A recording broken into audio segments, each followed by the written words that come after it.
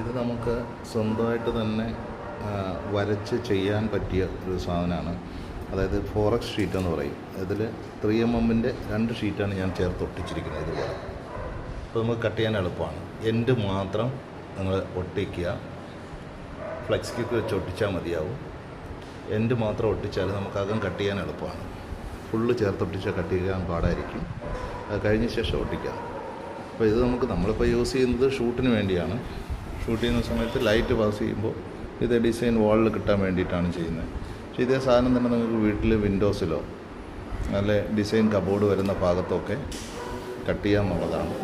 ഇതിൻ്റെ ഒരു ഷീറ്റിൻ്റെ വില വന്നിട്ട് 450-500 രൂപയോളമേ ഉള്ളൂ.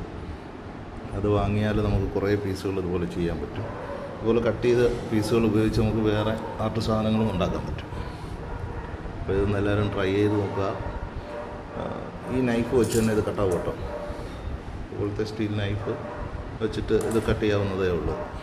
വളരെ സിമ്പിളാണ്. സ്കെച്ച് ചെയ്യുന്ന പാടേ ഉള്ളൂ.